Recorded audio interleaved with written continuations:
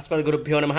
భగవద్బంధులారా, భగవన్నామస్మరణ పరమపద ప్రాప్తికి మార్గమని ప్రధాన ధ్యేయంగా తెలియజేసే ముకుందమాల స్తోత్రంలోని శ్లోకాలు, వాటితో కూడిన విశేషార్థాలు తెలుసుకునే ప్రయత్నంలో ఉన్నాము. ఇప్పటి వరకు 10 శ్లోకాలు చెప్పుకోవడం జరిగింది.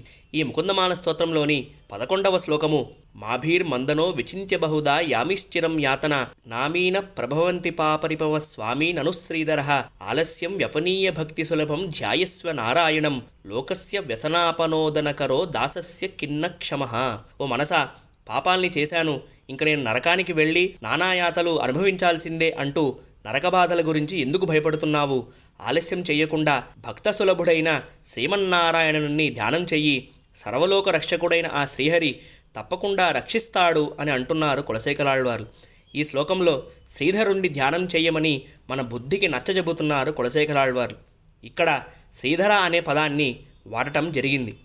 శ్రీధశ్రీస శ్రీనివాస శ్రీనిధి శ్రీవిభావన శ్రీధర శ్రీకర శ్రేయ శ్రీమాన్ లోకత్రయాశ్రయ అని అంటుంది విష్ణు సహస్రనామ స్తోత్రం 65వ శ్లోకం. శ్రీ అంటే లక్ష్మీదేవి, లక్ష్మీదేవిని ధరించినవాడు కాబట్టి ఆయన శ్రీధరుడు అయ్యాడు. ఒక రత్నం కాంతి ఉండటం వల్ల మెరుస్తుంది, ఒక పువ్వు మంచి వాసన ఉండటం వల్ల ప్రసిద్ధి చెందుతుంది, చంద్రుడు వెన్నెలతో ఉంటాడు కాబట్టి ప్రకాశిస్తాడు. అలాగే ఈ లక్ష్మీదేవిని తన వక్షస్థలంలో ధరించడం వల్ల ఈ స్వామి కూడా ప్రకాశించాడు, అందుకే ఆయన్ని శ్రీధరః అని అంటారు అని పరాశర భట్టర్లు విష్ణు సహస్రనామ భాష్యంలో చెబుతారు. కిష్కింధాకాండలో సీతమ్మ వారి ఆభరణాలు సుగ్రీవుడు చూపించినప్పుడు రామచంద్రస్వామి కంటి వెంట నీరు కారుస్తూ, నేను చూడలేకపోతున్నాను లక్ష్మణ, ఒకసారి ఈ ఆభరణాలు మీ వదినగారివో కావో ఒకసారి చూసి చెప్పు అని అంటాడు. రామచంద్రస్వామి అంతలా సీతమ్మ వారిని తన హృదయంలో పెట్టుకున్నాడు కాబట్టే ఆయన శ్రీరాముడు అయ్యాడు. ఈ ముకుందమాల స్తోత్రంలోని 12వ శ్లోకము భవజలది గతానాం ద్వంద్వ వాతాహతానాం సుతదుహితృ కళత్రత్రాణ భారార్ధితానాం విషమ విషయతో ఏ మజ్జతామప్లవానాం భవతు శరణమేకో విష్ణుపోతో నరాణాం. ఓ మనుషులారా, దాటడానికి దుస్సాధ్యమైన అగాధమైన ఈ సంసార సాగరాన్ని ఎలా దాటాలో కంగారు పడకండి. శ్రీమన్నారాయణుడి పాదపద్మాల మీద స్థిరమైన భక్తిని అలవాటు చేసుకుంటే ఆ భక్తి ఒక్కటే ఈ నరకయాతన నుండి, సంసార బాధల నుండి కూడా రక్షిస్తుంది అని అంటారు కులశేఖరాళ్వార్లు.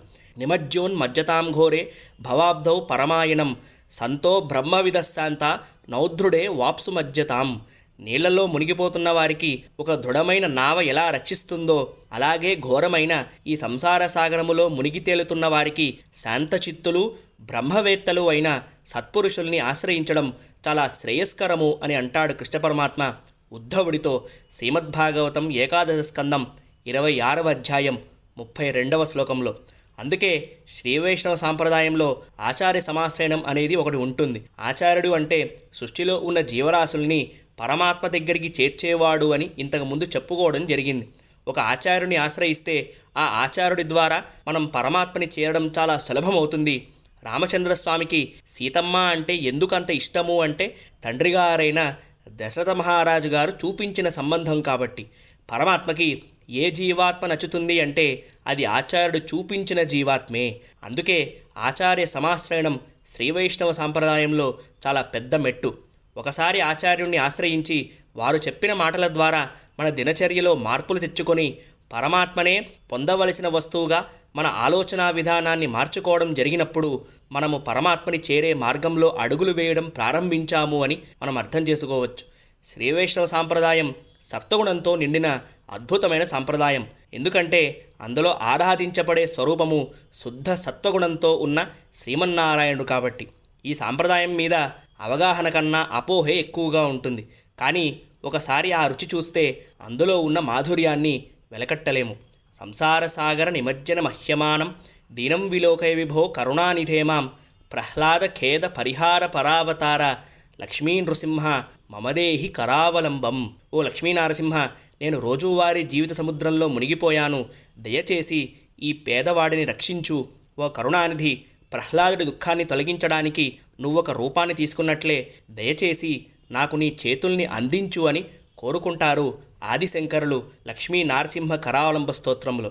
ఈ ముకుందమాల స్తోత్రంలోని మరికొన్ని శ్లోకాలు, వాటితో కూడిన విశేష అర్థాలు ఇంకొక రికార్డింగ్లో తెలుసుకునే ప్రయత్నం చేద్దాం. అంతవరకు కులశేఖరాళ్వారికి నమస్కరిస్తూ గుష్యతే యస్య నగరే రంగయాత్రా దినే దినే తామహం శిరసా వందే రాజానాం కులశేఖరం కుంభే పునర్వసౌ జాతం కేరళే చోళపట్టణే కౌస్తుభాంసం ధరాధీశం కులశేఖరమాశ్రయే. హరే కృష్ణ. జై శ్రీమన్నారాయణ. ఎంబెరుమానార్ తిరువడిగలే శరణం. జై శ్రీరామ్.